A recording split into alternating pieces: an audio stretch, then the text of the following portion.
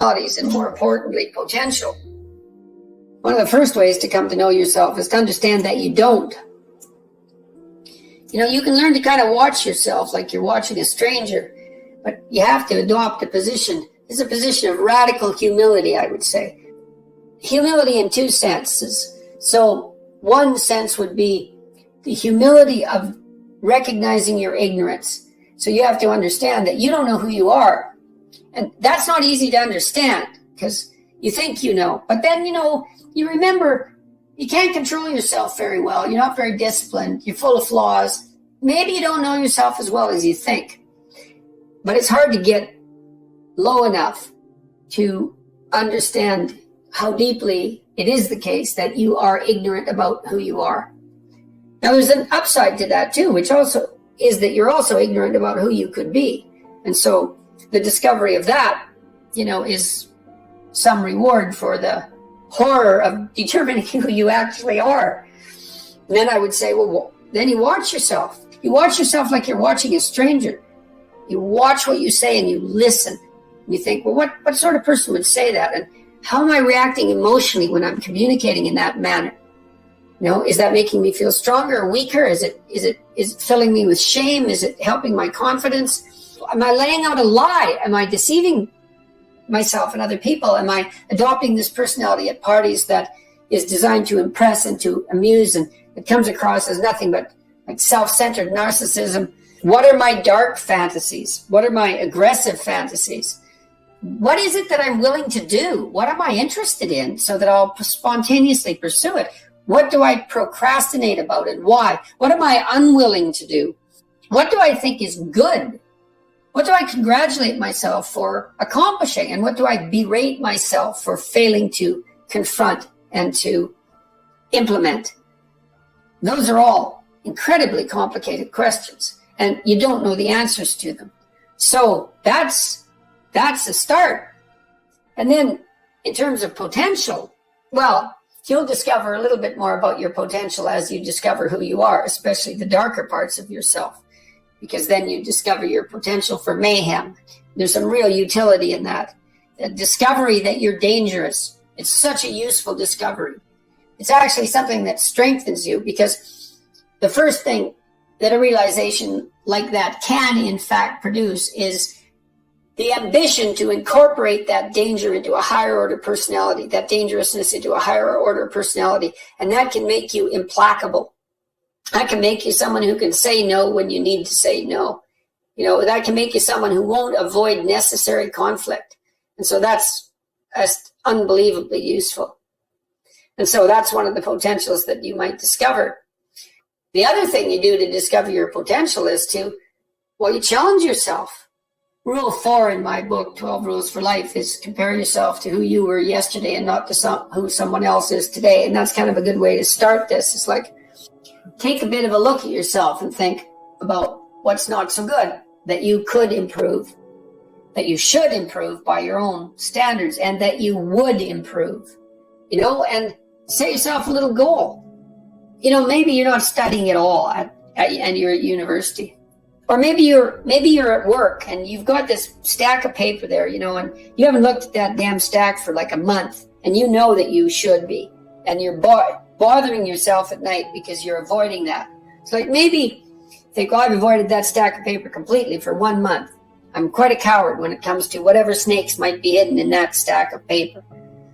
How about tomorrow I just put that stack of paper in front of me on my desk, and I glance through it for 15 seconds. See if I can do that. It's like, well, you set yourself a goal of improvement. It's a humble goal, because really, are you such a coward that the best that you can bloody well manage after a month of avoidance is 15 seconds of exposure to a stack of paper? It could easily be. You've been avoiding it, so you're obviously afraid of it, and so the situation could be that dismal and dire. And you might think, well, geez, it's no balm to my ego. It's not fostering the strength of my ego to recognize in myself someone who could only withstand 15 seconds of exposure to that thing I'm afraid of. And so that's a form of humility too. It's like, there's things you can do to improve, and you know what they are. And there's small steps that you could take, that you might take, that would put you in that direction. And then the question is, are you big enough to take those small steps? Are you capable of grappling with the fact that you're fundamentally flawed to the point where you have to break things down into almost childlike steps in order to manage them? And the answer to that is, yeah, you are. Most people have things they avoid, and they're afraid of. So I would say to some degree, it's the lot of everyone.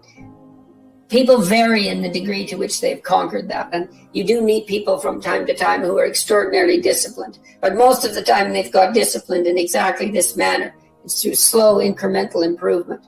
And then you challenge yourself. It's like, well, could I do this? That would be better. And you find out. And then you think, well, is there something slightly larger and more challenging that I could do that would be better? And you try it and you find out. And as you try it and you find out, generally you get better at it and you can take on larger and larger challenges. That's why I suggested, you take responsibility for yourself. That's part of standing up straight with your shoulders back. It's like, take on the world, man. Only at the level that you can manage.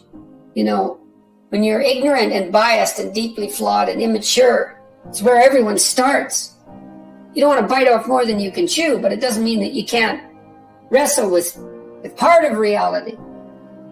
Some part that's small enough so that you have a good shot at victory. And then you attain victory over some small part of the chaos. And then you're the person who's victorious over chaos. You're just a beginner, but that's who you are. And then maybe you can get unbelievably good at that. And maybe you can ally to that the ability to recast tyrannical order into chaos and restructure it into something deeper, more profound, and more suitable for human habitation. That's the other half of the hero myth, right? Half is to overcome chaos itself, and half is to confront tyranny where it needs to be confronted. You do that by challenging yourself humbly at the level that you're able to function. It's easier to understand if you think about a child that you're trying to rear properly, and you want to make that child, help that child reveal their highest potential, whatever that is, whatever that means. And what you do is you don't set them a series of impossible tasks in the hope of undermining their self-confidence. You form a relationship with them that is predicated on your interest in their highest mode of being. And then you offer them challenges that are precisely optimized to their ability, right? So they can do them, but they have to stretch. The two elements of their ability would be what they can do and how much they're capable of transforming what they can do. And an optimal challenge stretches you to the end of what you can do and then into the domain of how you can transform. And so if you love a child, then you set them tasks of that nature, and maybe they have a reasonable chance of success, a 70% chance of success or an 80% chance of success.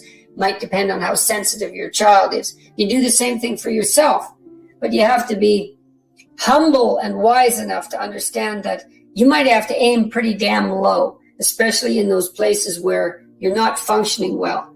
And it might be so embarrassing that you can't bring yourself to fathom that that's actually who you are. You have to admit that. And there's going to be a loss of ego or destruction of ego, arrogant ego that necessarily accompanies that. But you need the loss of that arrogant ego because it's precisely what's interfering with your movement forward.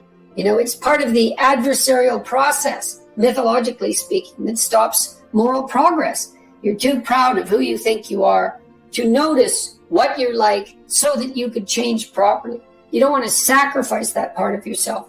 It's probably associated with some delusion that helps you maintain a positive, although very fragile self-image, in the absence of genuine effort. You know yourself by watching and paying attention. A snake watches like cold-bloodedly, with no emotional reaction, just to see what's there. It doesn't allow, symbolically speaking, doesn't allow what is wanted or desired to interfere with what is observed. So you watch yourself like that. Well, that's the beginning. And then you challenge yourself continually to see how far past yesterday you can push today and tomorrow, and to continually experiment with expanding the domains not only of your competence but of your ability to increase that competence. And it's not obvious to me. The upper limit to that is proportional to the moral effort that you put into it. The more that's guided by the highest of all possible visions, right? The alliance with the highest of all possible conceivable good.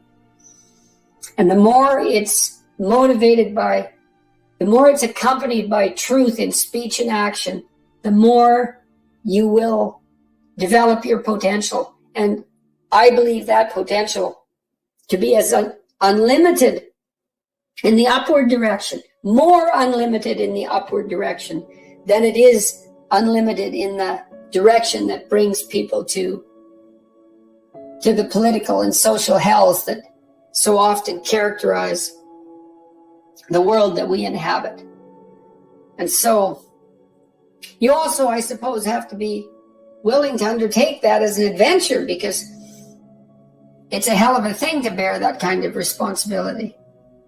You know, it takes a person out of the ordinary.